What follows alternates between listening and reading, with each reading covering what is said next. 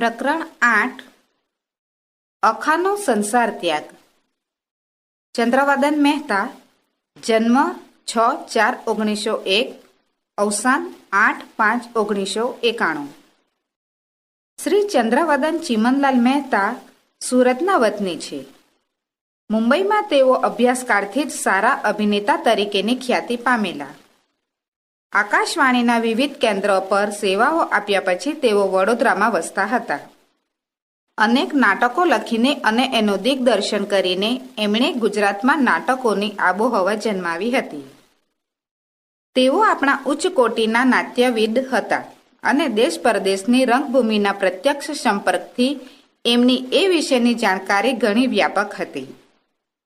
આગગાડી, ધરા ગુર્જરી જેવા સામાજિક અને ઐતિહાસિક લાંબા નાટકો, અખો, નર્મદ જેવા ચરિત્રાત્મક અને દેડકાની 5 શેરી જેવા પ્રહસનો ઉપરાંત અનેક એકાંકી નાટકો અને બાળ નાટકો આપીને એમણે આપણા નાટ્ય સાહિત્યને સમૃદ્ધ કર્યું છે.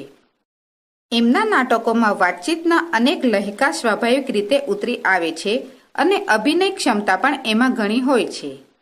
નાટ્યકાર ઉપરાંત ઈલા કાવ્યોના કવિ તરીકે બાંધ ગઠરિયા વગેરે આત્મકથાત્મક અને સફર ગઠરિયા વગેરે વિદેશ પ્રવાસના સંસ્મરણાત્મક પુસ્તકોના લેખક તરીકે પણ તેઓ સુખ્યાત છે. એમની ગદ્ય શૈલી બોલચાલના લાક્ષણિક શબ્દપ્રયોગોથી જીવંત અને સ્ફૂર્તિલી લાગે છે. આપણા સુપ્રસિદ્ધ મધ્યકાલીન જ્ઞાની કવિ અખાના જીવન વિશે જનસમાજમાં પ્રચલિત દંતકથાઓને વિષય બનાવીને લેખકે અખા વિશે ચરિત્ર નાટક લખ્યું છે. એમાંથી અખાના જીવનના વળાંકરૂપ સંસાર ત્યાગના પ્રસંગને નિરૂપીને આ નાટ્ય અંશમાં લેખકે અખાનું ઉદ્દાત વ્યક્તિત્વ ઉપસાવ્યું છે. અખાના ઉદ્ગારોમાં એના જાણીતા છપ્પાના ધ્વનિને ગૂંથી લેવામાં નાટકકારની સૂઝ પ્રગટ થાય છે.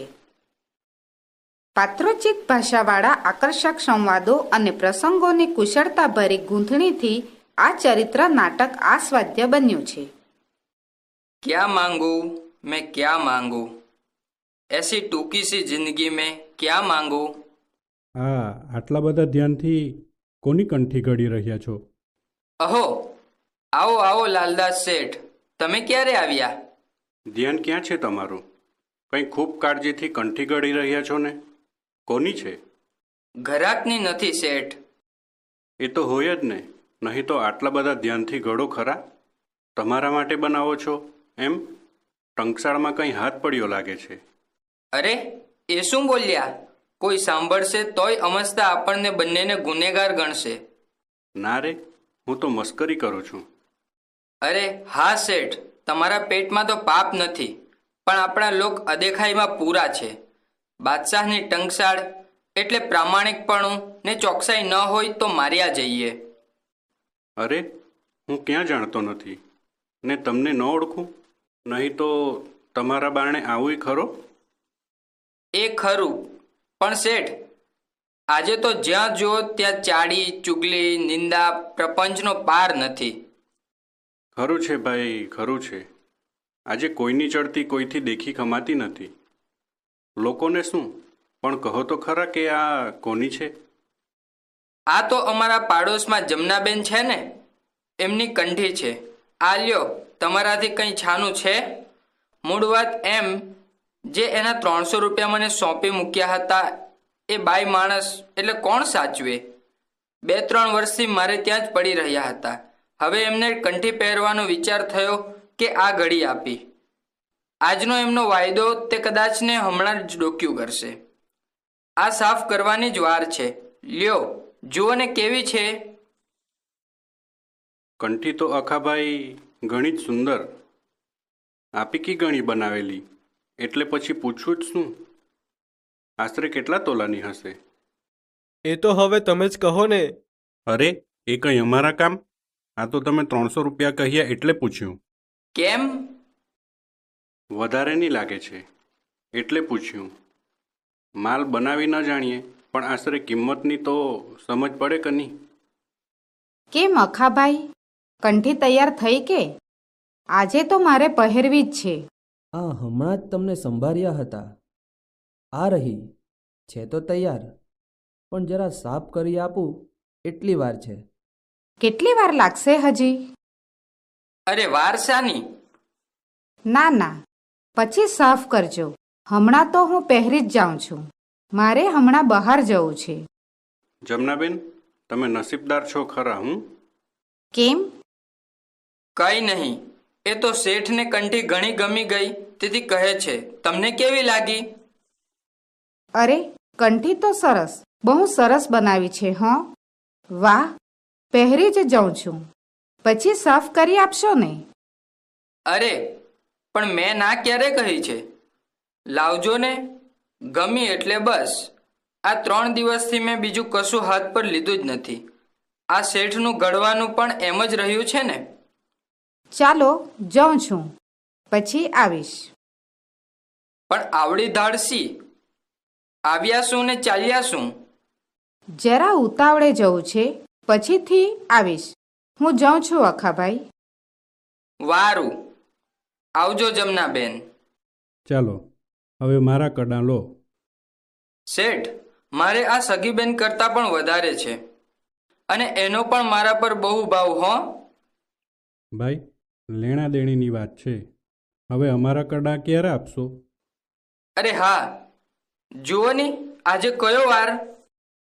મંગળવાર.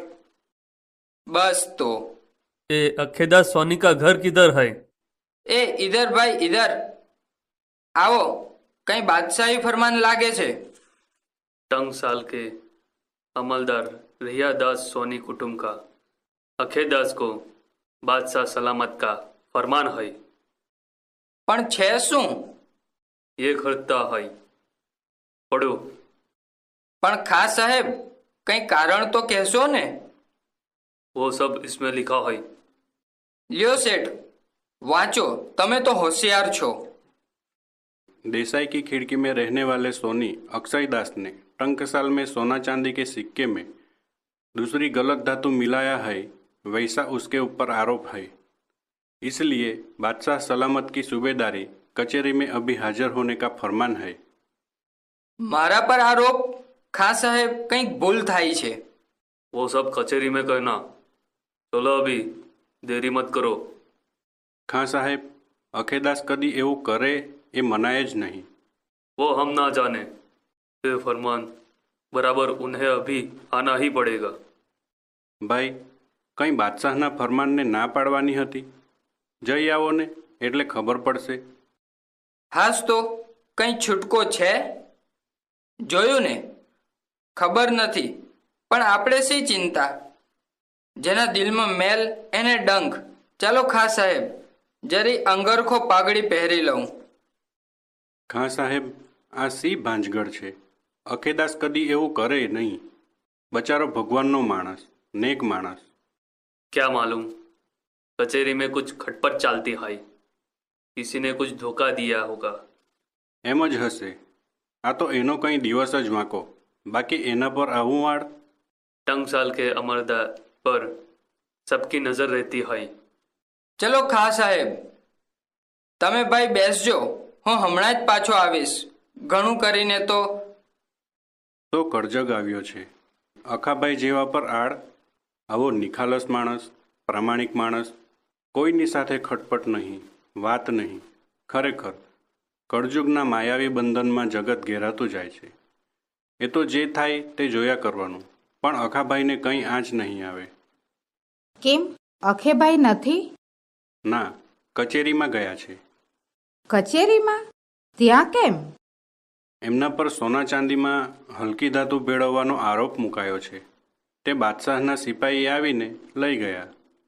હાય હાય, અખેભાઈ પર એવો આરોપ? શું કહો છો? ખરું કહું છું, કોઈ અદેખાનું કારસ્તાન લાગે છે. ઓ પ્રભુ, શું થશે હવે?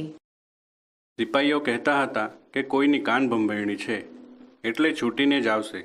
હવે તમે અહીં બેસો તો હું દરબારમાં જતો આવું. મને પણ ચિંતા થાય છે. હા હા, હું અહીં બેઠી છું.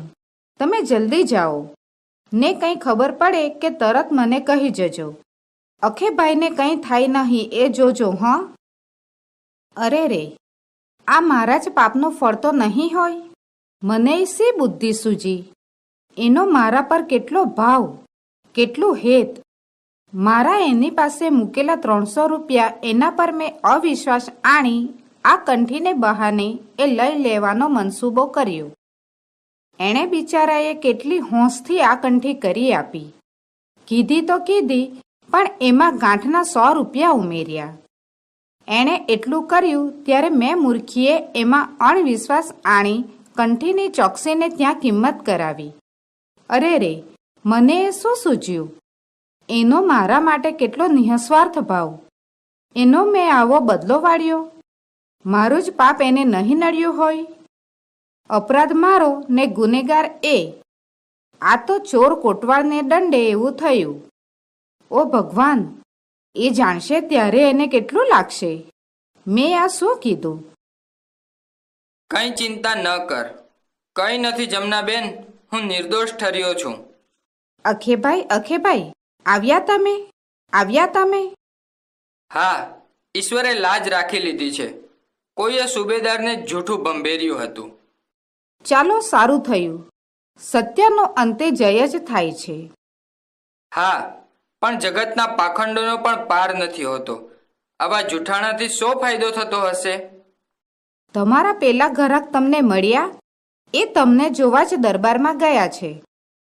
હા, એ મને રસ્તે મળ્યા. હમણાં આવે છે પાછા. કેમ, કંઠી લાવ્યા છો? લાવો, સાફ કરી આપું.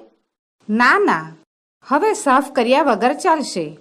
અરે, સાફ કર્યા વિના ચાલે? ચળક જ નહીં આવે. લાવો. લ્યો ને અખાભાઈ, આ કાપ છે તે પણ જરા સમો કરી આપો ને. આ શેનો કાપ છે? અરે, એ તો અમસ્તો ઉંદર બુંદર. ના, જાણે કેમ એ કાપ પડ્યો. પણ બરાબર થશે ને?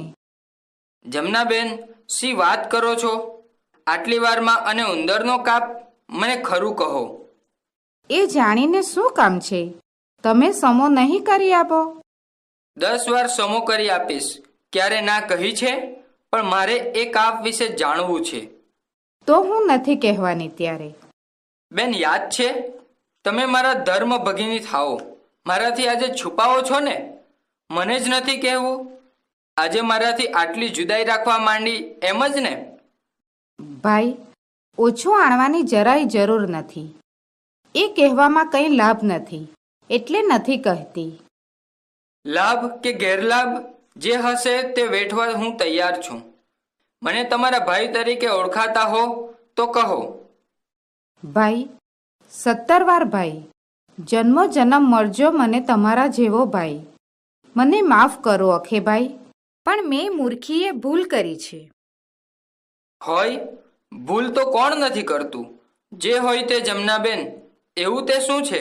મને જરૂર કહો. ભાઈ, શું કહું? મેં તારામાં અવિશ્વાસ આપ્યો અને આ કંઠી ચોકસી પાસે કિંમત કરાવવા લઈ ગઈ.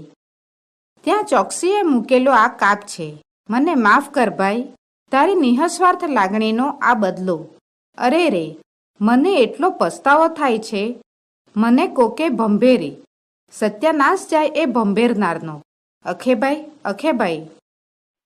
બેન, રડ નહીં. હમણાં આ તને બરાબર કરી આપું છું. અને બીજું પણ કંઈ જોઈતું કરતું હોય તો આપું. કંઈ નહીં, એમાં તારો દોષ છે જ નહીં. આ જગતની માયા જેવી છે. પાખંડથી ભરેલી આ દુનિયામાં આપણે પામર માત્ર ઘણીવાર એમ ભરમાઈએ છીએ. હશે, મારા મનમાં કંઈ જ નથી. આ ઘર તારું ગણીને વાપરજે. એ તો મારા પરની આડઘડી આવીને ચાલી ગઈ. અખાભાઈ, આવું ફરીથી નહીં કરું હો.